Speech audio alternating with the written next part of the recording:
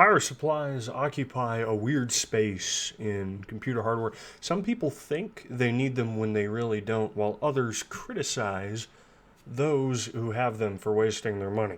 While there's a number of reasons you would want a larger power supply and a number of reasons why you wouldn't want to buy one, we'll talk about why you should want to get one, and then why you shouldn't get one in this video. And at the very end, we'll talk about how I personally choose the power supplies that I purchase.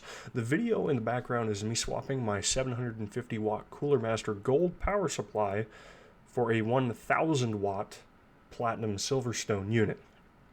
And mind you, I have a 3080 and an i7 12700K.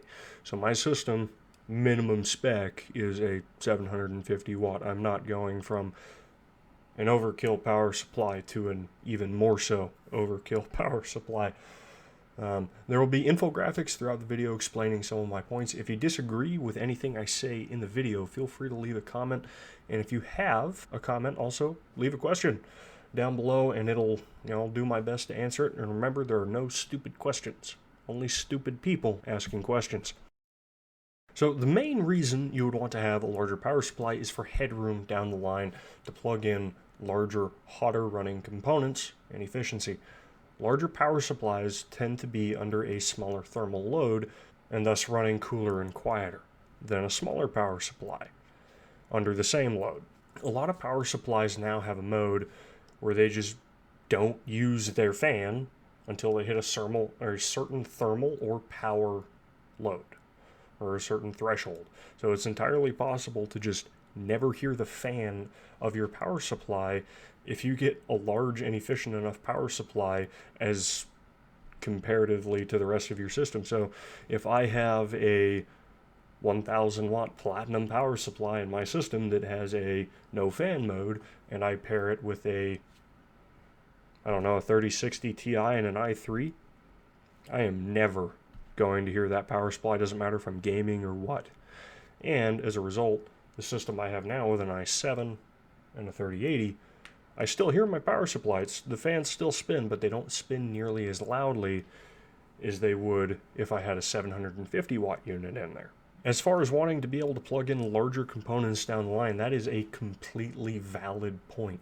If you put in a 500 watt unit in your build now for your, RX 6500 XT or GTX 1050 Ti and i3, and in say 5 years grab a new video card for say $400, at that point you might have to be factoring in the cost of a newer, larger power supply with the graphics upgrade you just made, jumping a $400 video card upgrade to $600+ potentially, that you could have spent that $600 on a $600 video card or extra RAM, a CPU, or whatever else your system might have needed. You're reallocating your budget to other parts of the system you might not needed to have allocated it if you had just gotten a larger power supply in the first place.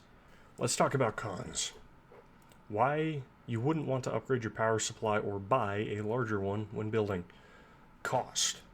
And aside from very situational things, it is literally the only reason you don't want a larger, more efficient power supply.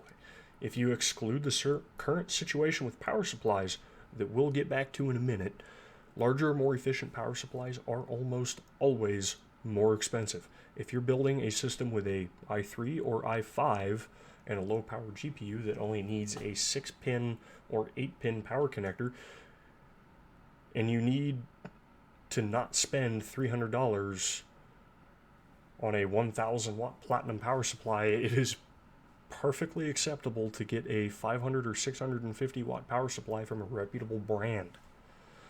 And don't cheap out on power supplies and get the unspecified power supply of unknown origin and turn your PC into a time bomb. Power supplies normally make pacts with other components in your system, meaning when they die, they don't normally do it alone. Anyway, cost. Spending less money on a larger power supply that you don't need to will allow you to put that saved money into the rest of your PC and make it better. So now that when you upgrade Later down the line, you have less parts that need to be upgraded if you choose to do that. The current situation that I referred to earlier is the ATX 3.0 power supply standard, which is, of course, a power supply standard, but it supports the PCI Express 5.0 standard for power supply, or for graphics cards. If you're watching this video past probably January 2023, I'm hoping the situation is done by then. You can skip this part of the video because you already know this and experienced this. Anyway, power supplies also have standards just like the rest of your system, not your ex-girlfriend. And the TLDR of this standard is that power supplies for the generation of video cards yet to come, i.e. RTX 4000 series and RX 7000 series, have to support an absurd amount of peak power draw that will either kill or trip protections on all but the most sturdy of current power supplies, like the 1000 watt platinum unit that I just installed. Or at least, that's what it looks like to me. Needing to support peak power draws of 2000 watts, not sustained, but peaks, and requiring a 3x8 pin power connector to 12 pin power connector adapters for those cards. That is absurd. That'll brick most 750 watt gold units. Not all cards will be that absurd, but I don't think the requirements are going down. I think the power requirements are certainly going up. All of that means it might be advantageous to wait to buy a larger power supply for the standard to finish being rolled out properly. While ATX 2.0, being the standard that we are currently on with power supplies, came out in 2010 to support NVIDIA SLI and AMD Crossfire for multi-GPU configurations.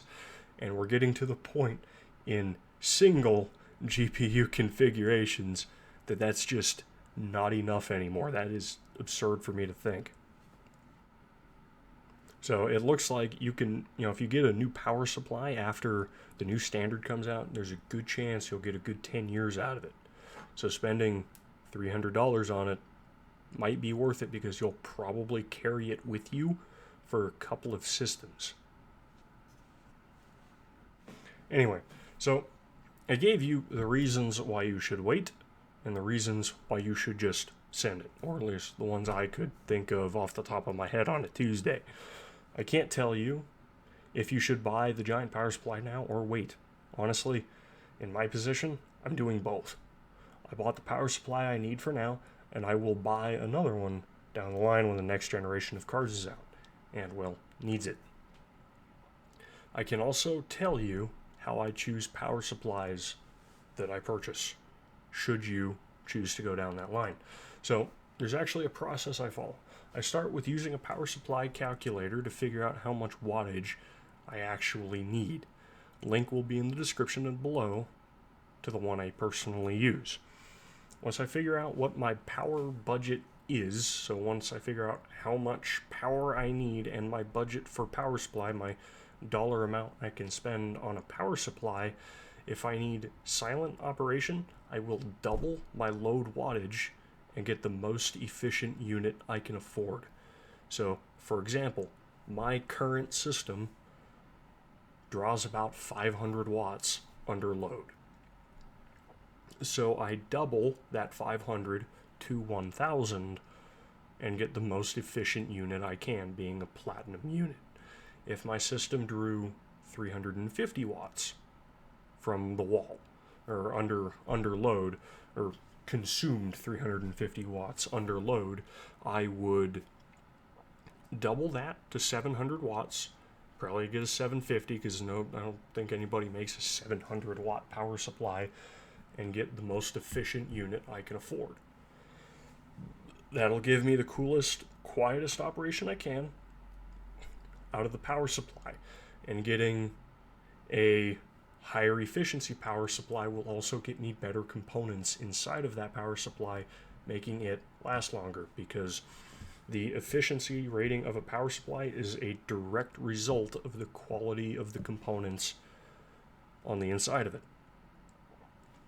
And doing that, doubling the power supply limit or doubling the power requirement to get silent operation will also give me headroom to upgrade components down the line.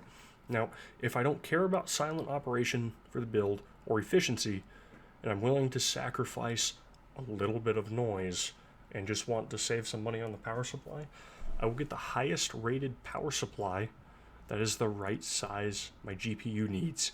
So if my GPU says it wants a 500 watt power supply, I'll get a 500 watt unit that is the highest one I can, or is the highest efficiency one I can afford with the budget I have.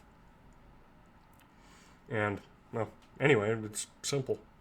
I hope you guys found the video helpful. If you did, please leave a comment below, like, comment, subscribe, all that cool shit. And don't forget to see the next one. We're doing a i3 comparison. It's pretty cool.